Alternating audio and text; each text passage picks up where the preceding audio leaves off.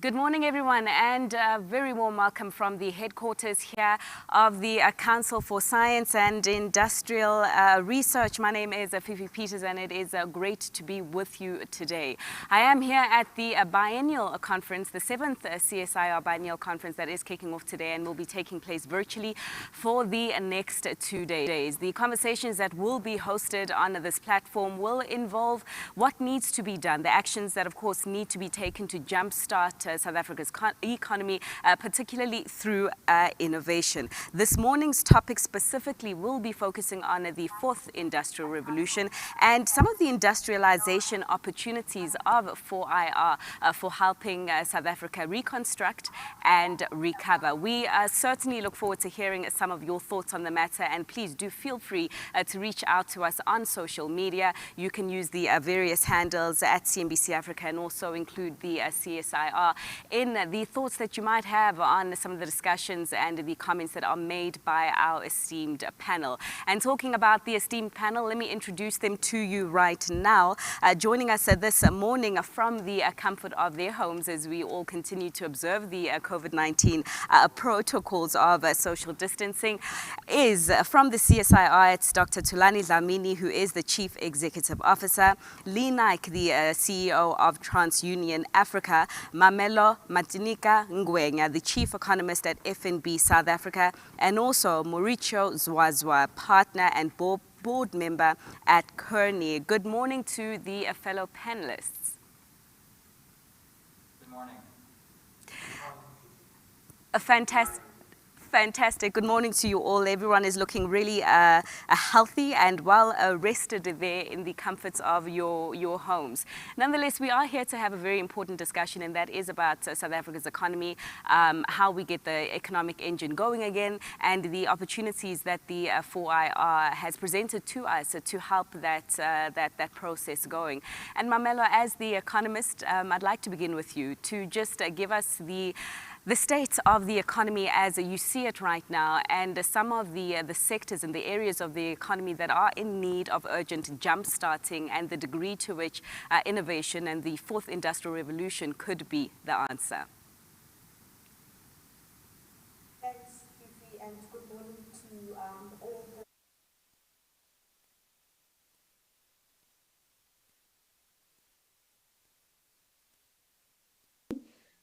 In South Africa, we're expecting a contraction of around 8% this year. This is one of the deepest contractions we've experienced for some time.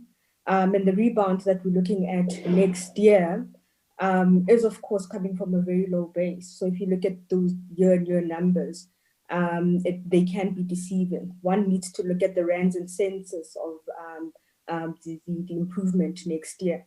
And when one looks at that quite closely, it suggests that we're going to be operating as a 90% economy. So there's going to be some lost capacity.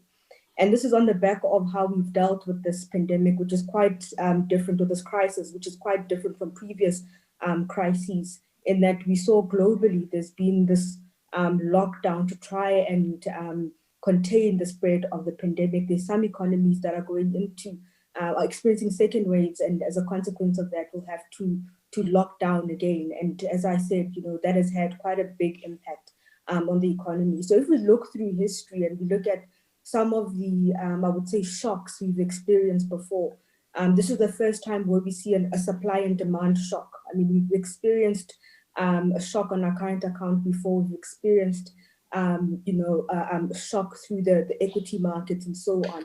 But we have not experienced a shock of this nature. And as I said, we saw a number of industries having to close down as the economy moved, or as the nation moved through this risk-adjusted strategy. And we've seen quite a number of businesses being negatively impacted, and some may not survive. A perfect example is the tourism industry, which was last to open. And because the reopening and closure around the world is operating at different phases, this sector will likely take much longer than all other sectors. So I think if we look at the South African economy from a sectorial point of view, I've just made the example of the tourism sector. We also saw that Sectors such as manufacturing, mining, the primary sector, also were negatively impacted in the second quarter. We saw contractions in those sectors being at deep negatives. Agriculture was one that did well in that, movements of food was still allowed as we moved through the risk-adjusted strategy. Construction in South Africa, coming into the pandemic, it was ailing. And of course, as things slowed down, it exacerbated, what we're seeing, also some of the pain that sector has been feeling. And if we look at financial services sector, real estate, and as you mentioned at the beginning of the conversation, Fifi, we're all working from the comfort of our homes.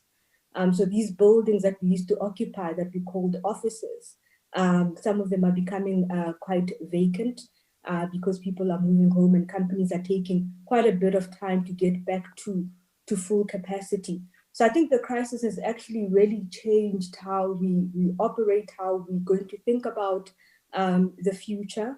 And I work for a business where, this is something that we were thinking about even before the crisis hit. That does it make sense that people occupy these buildings, or can we actually utilize these platforms, such as the one that we're utilizing now, to still be productive and still, add value to the businesses that we work for? So I think this pandemic is really going to cause a shift in how we operate and do business going forward. Social distancing until everybody can acquire this vaccine now is going to become, I think, a bit of a norm. So in the short term, as I said, we're expecting a moderate recovery in all of the sectors of the economy. Investment, we expect that to remain fairly low. We're expecting quite a bit of an income squeeze. So as a result of this, the closure on the back of the pandemic, a lot of people have lost their jobs. Say released numbers pointing to that the labor market has taken quite a bit of a knock. And we're seeing that for people that have managed to maintain their jobs, they're probably not earning what they used to earn before. So this has put quite a bit of pressure on finances of consumers. And as a consequence, it means that, we're going to probably spend less or become a bit more discerning in terms of how we allocate our monies. But I think it does present opportunities for businesses to think a little bit more, I think, strategically about their product offering. And it does, I think, give opportunity to small players that can actually cater for some segments of the market. So in the medium term, we're expecting, as I said, a gradual improvement. All right. So I'd actually like to move on from your point about the opportunities that the current situation does present, because you have painted quite a bleak and realistic picture of the situation that we do find ourselves in. But we're trying to look at the glass half full at this stage. And I'd like to bring in the other panelists, but before I really get into the questions, I'd just like to get your thoughts, Dr. Dlamini, on the fourth industrial revolution. Perhaps if we can just kick off with a definition, because I feel like all over the world we have been talking about 4IR for years. And I mean, the very common slogan has been chanted by many leaders and many ministers all over, including here in South Africa, that 4IR is here, 4IR is here. Until COVID happened, and COVID kind of showed us that, no, I wasn't really there, but now 4IR is definitely here, because the world had to really quickly adjust to operating and being able to do things remotely using digital technology. And I therefore would like to ask you, Dr. Dlamini, I mean, how has COVID shaped or reshaped your thinking of what 4IR is and its ability to take South Africa's economy forward in its current form? No, thank you very much, Fifi, for that question. Perhaps let's start off with a definition.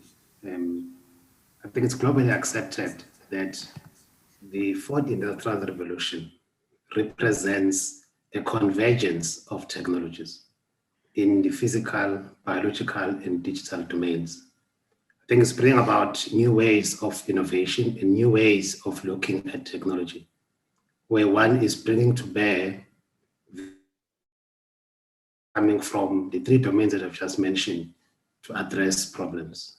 I think this is where we are seeing the accelerated change in terms of the speed at which we're able to bring about new innovations that are bringing about significant changes in the world. If you think about, for instance, artificial intelligence, big data analytics, human-enhanced technologies, 3D printing, I think these are all technologies which of the fourth industrial revolution that bring about convergence of various domains to bring to bear new innovations. So that's what the fourth industrial revolution really is about. It's something that has been coming for quite some time, to be honest. I think we are only realizing its impact today.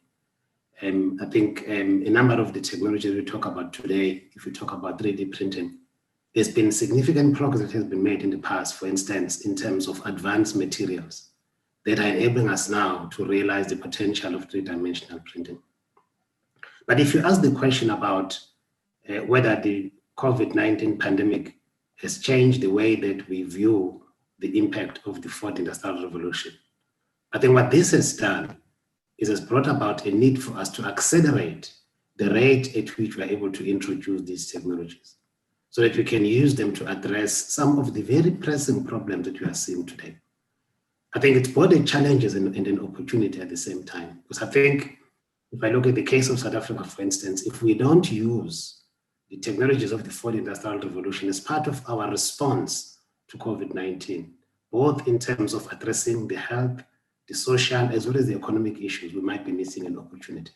So we need to ensure that our response is indeed embedded on technology and innovation. But however, I think we can only look at innovation as a solution to the problems that we are facing if we have made investments in the past. Because investments in innovation are investments in the future. We cannot expect solutions that are underpinned by innovation today if we have not invested in human capital, in infrastructure, in research and development within the country. Now, unfortunately, as a country, we have not done very well in this regard.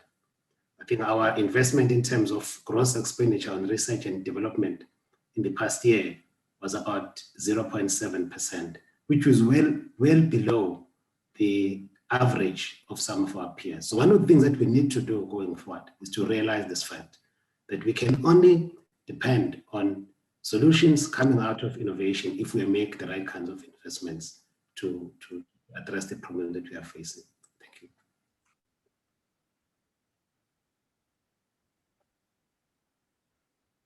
Fruits tomorrow, but I just want to go on and hone in on your points of the way that we have been able to adapt. In fact, as the entire world, due to COVID-19 and the technologies that we have been using that have enabled us to continue working remotely.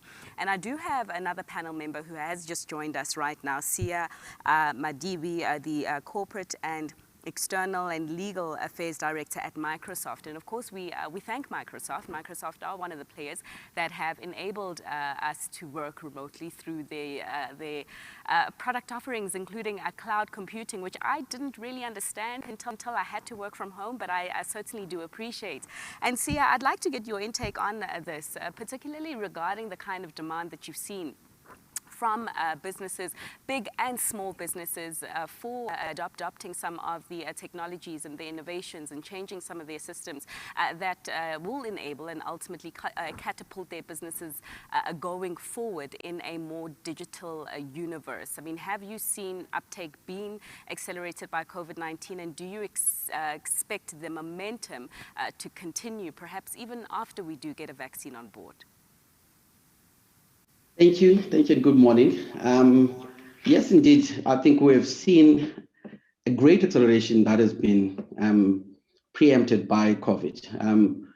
The global CEO of Microsoft, Mr. Satya Nadella, said about 2 months ago that the digital transformation that we've seen that has been caused by COVID, what we would have expected to have seen over a 3-year period, we've literally seen in about 3 or 4 months.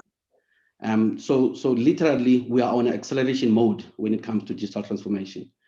I think there's 2 essential key demands that have come out of the COVID period. The first one relates to skills, and the second one relates to platforms that enable remote working. If we can just start quickly with the skills demand. We'd seen even before COVID that movement towards online platforms, whether it's online retail, whether it's online learning, whether it's online shopping, those were beginning to accelerate. But what that also meant was that the skills necessary to support those, both from a consumer perspective and from a service provider perspective, were simply not there. I think we're at a point now where even we saw this even before COVID, where even your most basic jobs, there is some need for digital literacy skills to be able to do your job effectively. And what COVID really did was to accelerate this process to phenomena and to levels that we did not expect. And what we're now seeing is because COVID, it's necessarily created a situation where people were forced to work remotely. There's a lot that had to change, and a lot of people and companies had to adapt to make sure that they adjust to the changing circumstances that COVID had created. And digital platforms became a key enabler of that change. But the skills phenomenon remain a key issue there. So what we're expecting to see beyond COVID is an acceleration of that phenomenon. We know we've lost 1 million of jobs already in South Africa, but the expectation is that when we finally get to full gear after COVID, a lot of those jobs would have changed. A lot of those jobs are going to be jobs that are digitally enabled, necessarily because companies are not going to go back to the old normal.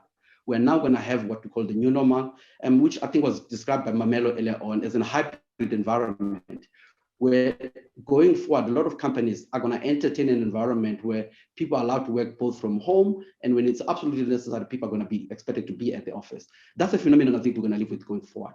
So from a digital transformation perspective, I mean, the demand that has come because of COVID, because of the circumstances that COVID has created, has become phenomenal. Teams, for instance, which is the major networking platform, remote networking platform that Microsoft uses, we literally saw a situation where we had globally about 200 million meetings in one day, which translated into about 4.1 billion minutes in a single day. This is a feature that was completely unprecedented and that we would not have seen but for the circumstances that were created by COVID. So the two big things I think that are going to change significantly, and I would like to talk about this a little bit more at a later point, is the area of skills and what we're doing from Microsoft perspective to contribute to the economic recovery from that perspective, but also the whole arena of digital transformation, moving into online platforms, moving into cloud computing, moving into AI technologies that will now enable us to deal with data in a manner that we have not dealt with before. Add on there in terms of some of the data that you're seeing at TransUnion in terms of the businesses adapting to more digital ways of doing things. I mean, to add on to the usage of Teams, what we have seen prevalent is you just look at the sales of retailers and how their online sales have surged over this period, some threefold as a result of, consumers clicking as they shop. But one has to, wonder whether this is just something that companies and businesses are doing for the interim period due to the lockdown, whether this is something that will continue. And if it is something that will continue, as Mamello has painted the picture of the new normal that we need to get used to, are businesses taking or adapting fast enough to this new normal? Thanks, Fifi. A couple key points. I think Dr. Dlamini spoke about the acceleration of digital. This is not just a new normal or a phase, Fifi. This is how the default world will work as we go forward. So I think for us as large businesses and small businesses, we have to evolve, not just as an interim measure, as a fundamental measure just to survive and then thrive coming out of the pandemic. And as Mamello has said, we are all calling the recovery to only start in the middle of next year going forward. So a couple of data points, from an SME perspective, Fifi, the CIPC talks about 380,000 businesses. We talk about 1.7 million being in the unregistered part of the SME sector. In the data we have and the work we do over the last 8 months, we have found that 1/3 of all businesses have shut down in an irretrievable manner just over the last 8 months. And these are businesses that Mamello alluded to are struggling with cash flow and just the day-to-day ability to keep their businesses going. In the last 8 months, 20% of all jobs have been lost in South Africa. And as you look at, Mamello referred to GDP dropping by as much as 9 to 10%. We're seeing unemployment getting close to 38% by the end of December 2020. That all seems dire. The question you asked me, though, was, are we starting to see a change? When we spoke to businesses over the last few months, we found that 90% of them are actually struggling just to keep their businesses running. They're worrying about rent, they're worrying about payroll. They can't even worry about the new tech like Zoom or the products from Microsoft. They're struggling. Only about 1% of businesses are actually thriving and are able to adapt. So what are those big decisions we're seeing? We're seeing people start to understand that when you talk about things like digital or mobile or Zoom, if you just talk about tech for tech's sake, it's a futile exercise. For a small or a medium business, you have limited ability to make incorrect calls. And for me, given my wide experience in technology generally, I would say there are few people that are making harder calls. Should you focus on fewer things in the market? Should you start to stop doing things by yourself? Leverage the cloud-based technology that CSIR spoke about. Partner with others in the ecosystem, like we're seeing in Kenya, like we're seeing in Rwanda. Why aren't we partnering for success? I would say the overall theme for us is that we will not get out of this for a while yet. We have to make some tough calls on doing fewer things, using our money more smartly, and leveraging what we call the sharing economy to come together to deliver value to customers and to the African continent and beyond for us to be able to thrive with 4IR. But 4IR in itself is only the start of the conversation, Fifi. We always say in technology, we've been talking about the Internet of Things. I'd like to say that the internet's becoming smaller and smaller and more ubiquitous to go into things. If the world is by default now digital, can we imagine as businesses or reimagine use cases like financial inclusion, social inclusion, and egalitarian type society that's empowered by 4IR? But in and of itself, the tech is not worth talking about.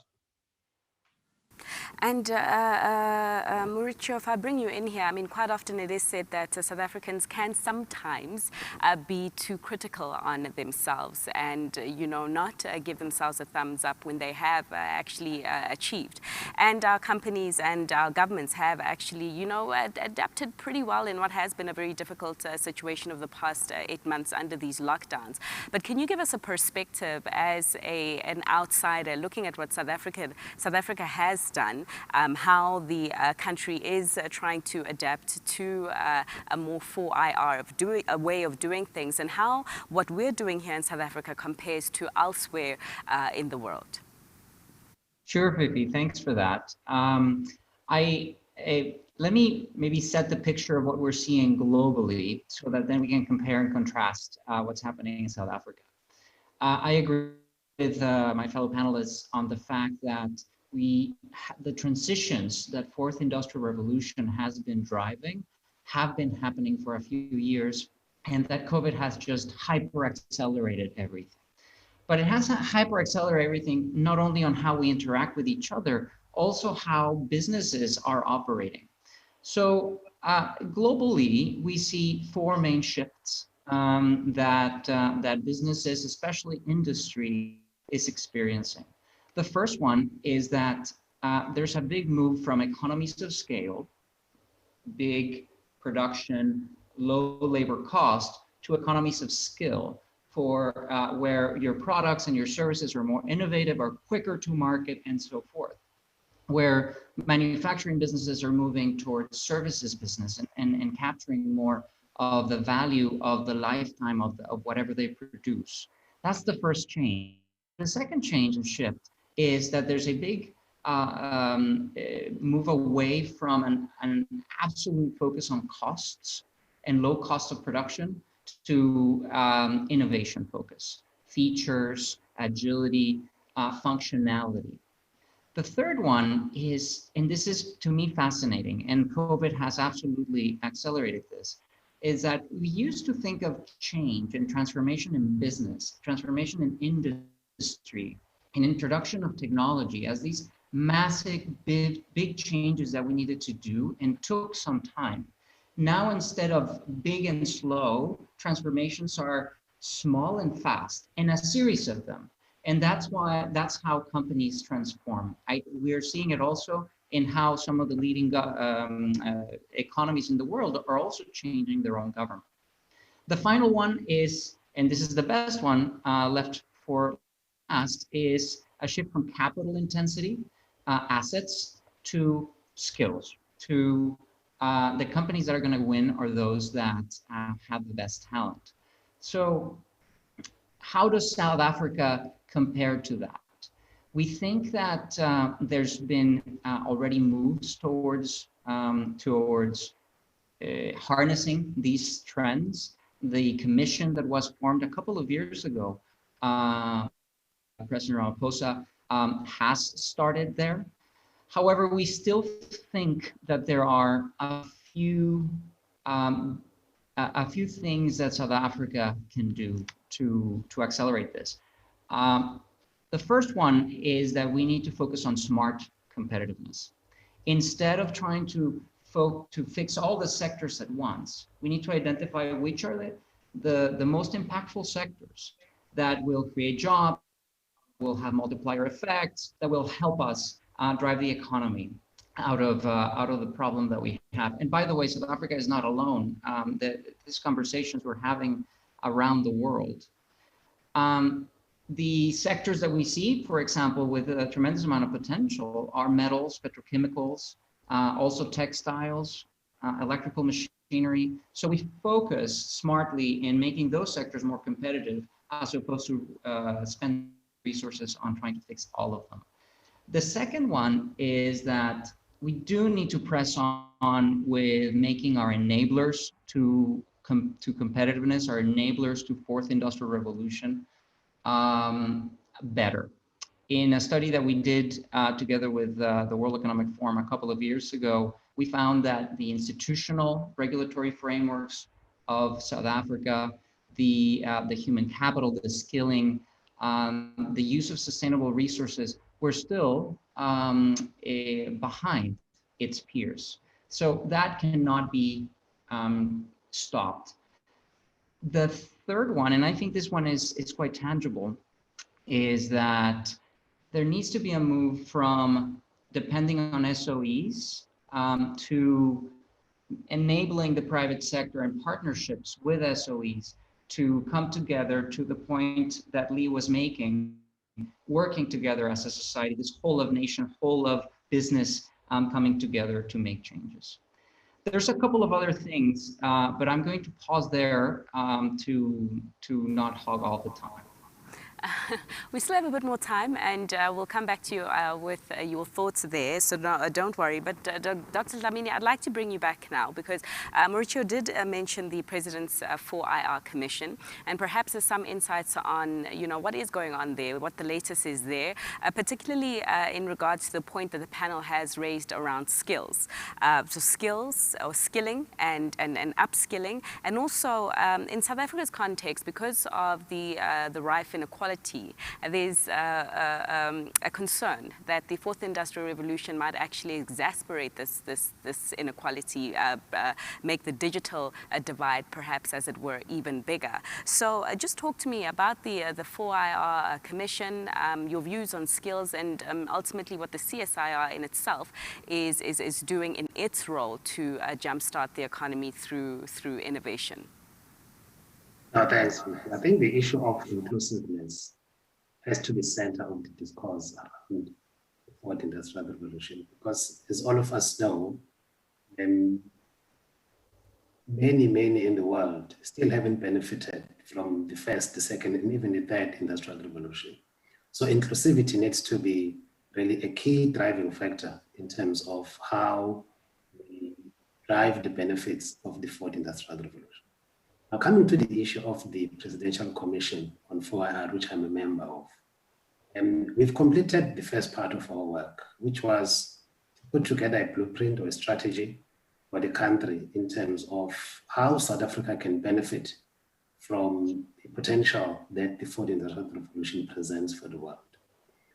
This was submitted to Cabinet and was approved recently and has then been gazetted. Now, in the report, we make 8 recommendations, which are by their very nature sort of forward-looking, long-term, and strategic. because we want to ensure that the interventions that we put in place today will be enduring. And that it's not that we are trying to put in place quick fixes. We need to ensure that what we do will position the country for a sustainable economic growth, which is something that perhaps has been lacking in the past. But the recommendation that we've put forward covers areas such as human capital development, which you've spoken to, which I think is a critical anchor for anything that we need to do. Without the requisite skills, we will not be able to reap the benefits of what we're trying to achieve as a country. It covers the issue of investments in infrastructure, particularly infrastructure that speak to the fourth industrial revolution, as well as the availability of data at scale across the country. It looks at issues of incentives that will enable small and medium enterprises to innovate and to adopt technologies of the fourth industrial revolution. It looks at issues of policy and regulation. Also must be mindful of the fact that as much as we see the benefits of the fourth industrial revolution related technologies, there are also risks that we need to manage. If you look at issues, for instance, of artificial intelligence, how do we ensure that we can roll this out at scale in a responsible manner? If you look at issues of data analytics, I think as we speak today, every social activity that we embark on creates a set of data that is being collected somewhere. How do we ensure that this data can be used in a responsible manner? If you talk about issues of surveillance and so on and so forth, how can we ensure that once doing this for the right reasons, we don't compromise, for instance, the state in one way or another? It speaks to issues of the establishment of institutes, one of them focusing on artificial intelligence, which we see as a critical and a central technology that will drive a number of the 4IR related technologies, as well as a focus on advanced manufacturing and materials. Because our view is that one of the areas that we need to ensure we unlock with 4IR related technologies is the whole issue of manufacturing. So we need to get our manufacturing sector to be competitive as a country.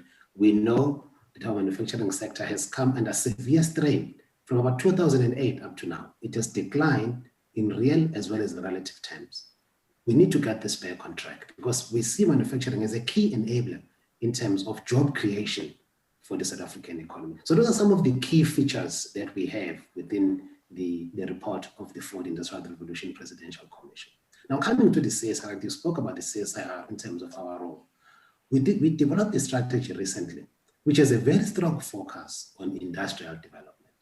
Now, there are three key issues that we are trying to prioritize in terms of the role that we can play as a CSIR in terms of supporting industrial development. One is that we want to have a much more stronger focus on joint technology development programs with industry, where we work directly with industry to support the drive for them to be more competitive and to be competitive in terms of the products and the services that they provide.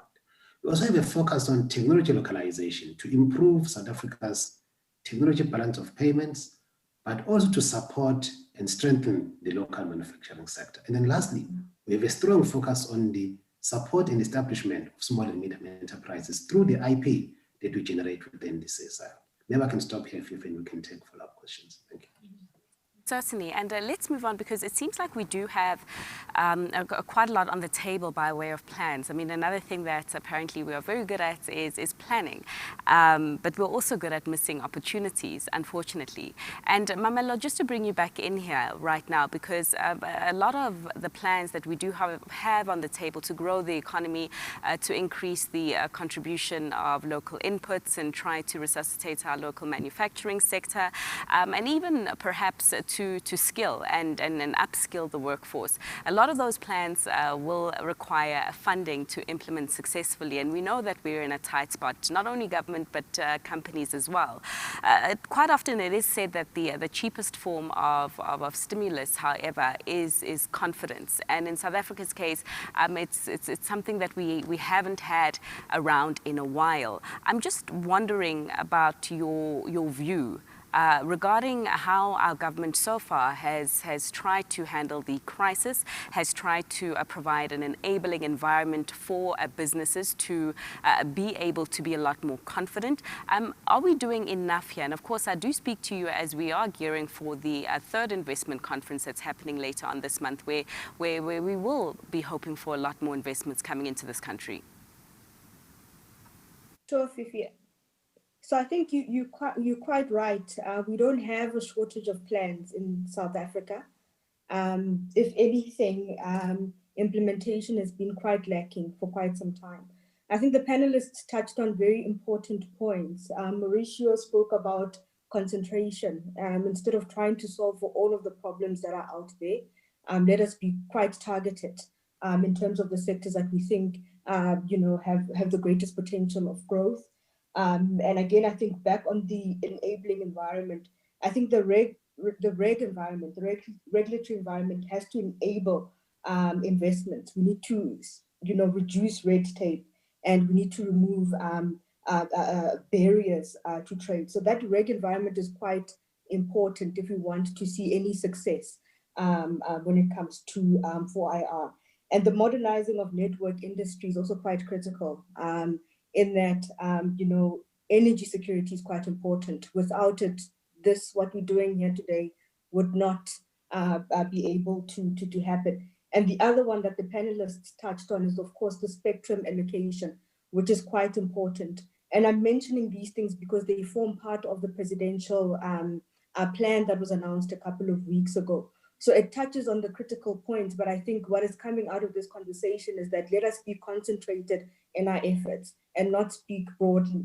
I mean, one of the pillars that were touched on was promoting export competitiveness. And what is coming out clearly from the conversation is that manufacturing is quite critical and there are opportunities there. So let us not speak too broadly, but be quite concentrated when we speak about promoting exports and implementing, our cross-cutting interventions to boost competitiveness. Where are those specific areas that we need to hone into?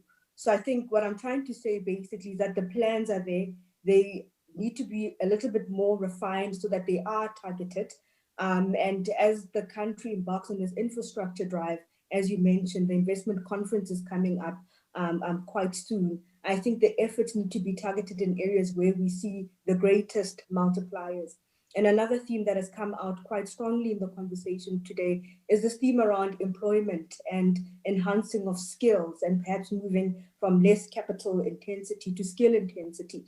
And the biggest fallout that we're going to see from the crisis is an increase in unemployment. And what is quite interesting is that if we go through history and we look at, we like to call it, well, we define it as a permanent loss in jobs because of a shock in the system.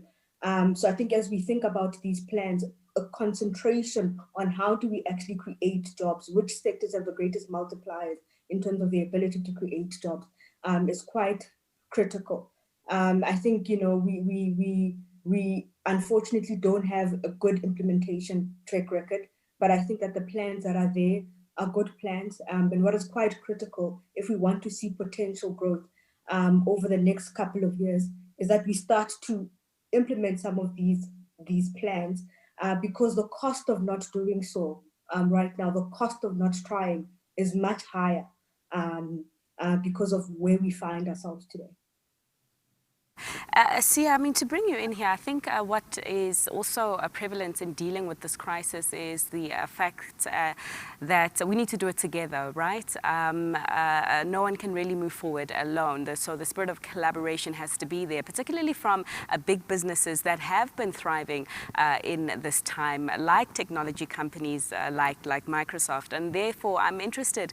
I mean, our investment conference is coming up, but broadly speaking, as Dr. Dlamini did indicate, I mean, we need to start making more investments in the innovation space today in order to reap the rewards and not be left behind, as Mamello has said. So what is Microsoft's role in investing in South Africa's digital space, in driving a further acceleration of the fourth industrial revolution, as it were, and also in skills development that you did mention when you started the conversation?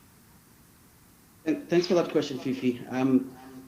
I think there's been a theme here that has been coming out from just about every speaker that has spoken in this panel, and that is really about this drive of moving away from capital intensity to skills intensity.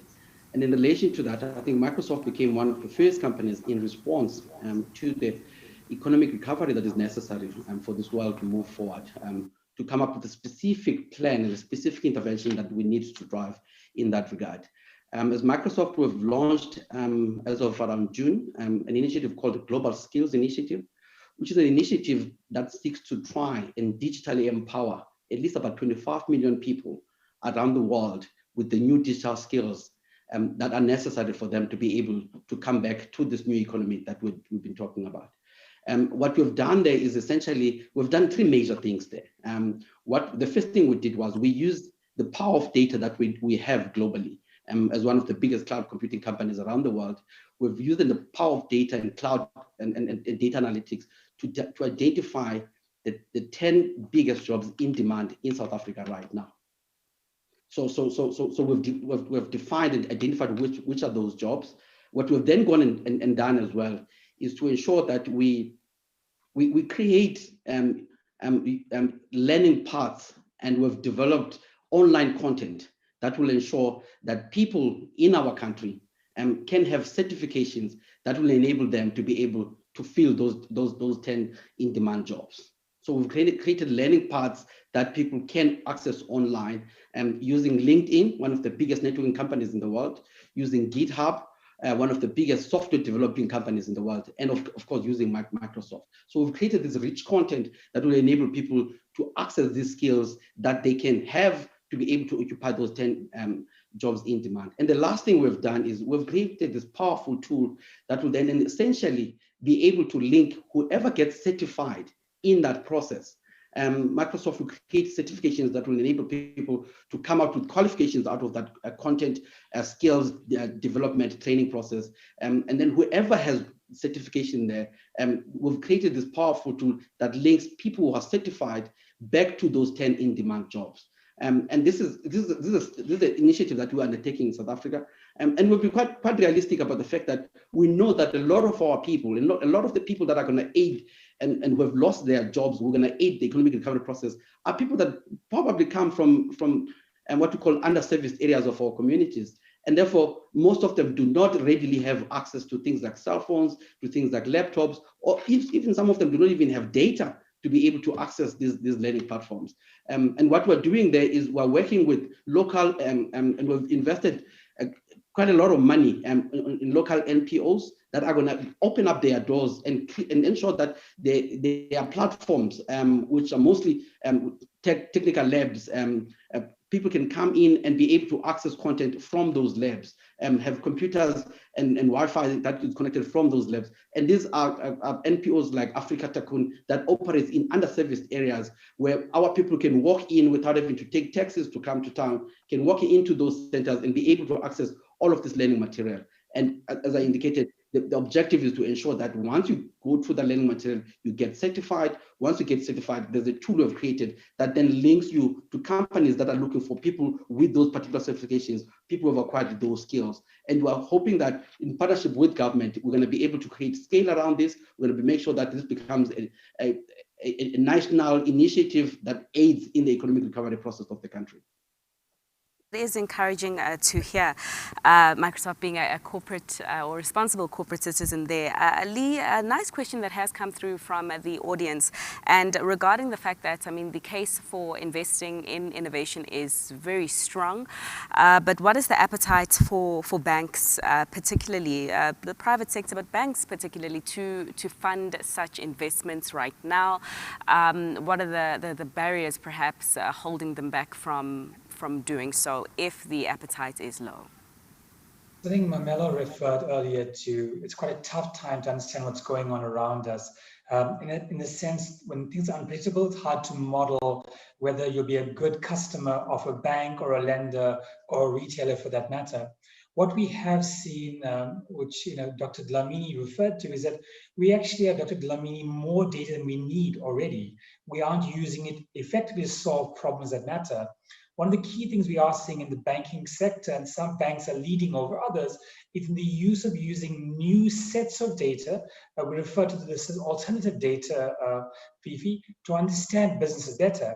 Now, it's very easy to say to some businesses that you're bad right now. A more interesting concept that we are starting to talk about in behavioral economics is starting to understand businesses that had a tough time, that are starting to recover and showing a propensity to become better businesses. As part of the bigger discourse of having an egalitarian society, how do you start to see the good in SMEs, in businesses? So what we've actually found, which is very interesting, is in a very constrained market that myself and Mamello referred to, where we have 25.2 million active credit customers. If things are quite bad and we have a high usage of our disposable income towards current debt, can we see the better in people? And what some of the models that we have built at TransUnion have shown us is that there's probably another 1.5 million people available in the economy that are invisible to the banks and invisible to the lenders. And as we start to see the bigger sectors, the banks, the lenders, the telcos, find ways to see me for who I am, not at a point in time, Fifi, but see the potential I have, then we'll start to see more banks and lenders extend the arm of service or the offer of finance to people that best need it. And I think the opportunities are there. And like Dr. Dlamini said, it's very good to do the research and the planning. We need commitment from public and private sector to take these really good ideas and put them into practice. And then we'll see the actual benefit in the short term, because we can't wait for the long term to recover. The seeds we plant today will set us up for 2022 and 2023. And we can start today. We don't need to wait 1 or 2 months. Let's look at what's there and let's try the innovation in practice within our banks and our lenders and our retailers. Thank you, Fifi.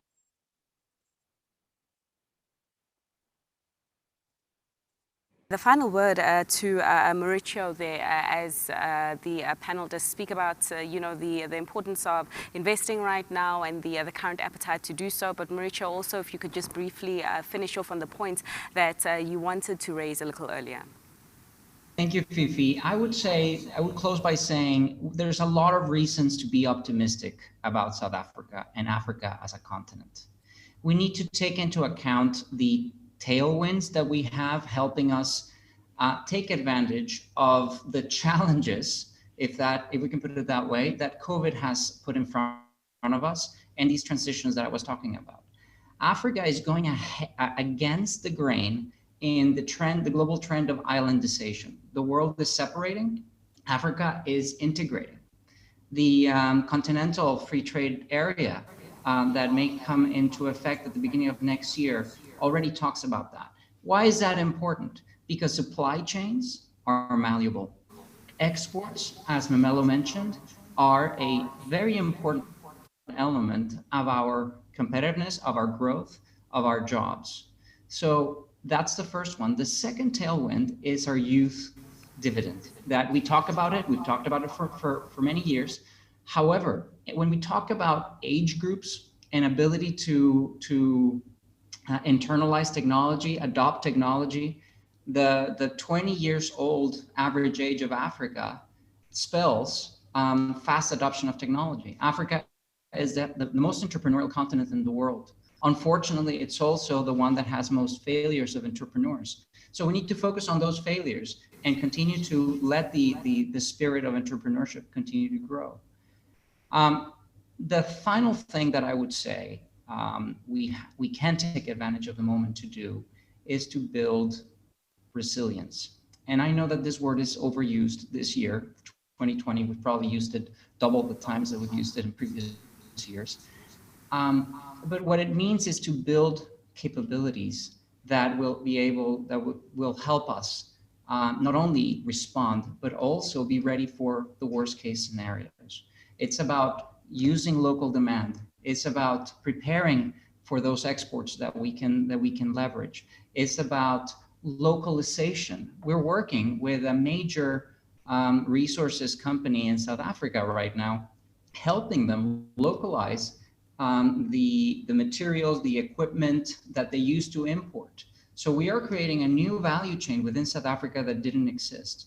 And they're willing to invest. They're a private big international company that are willing to do it in South Africa.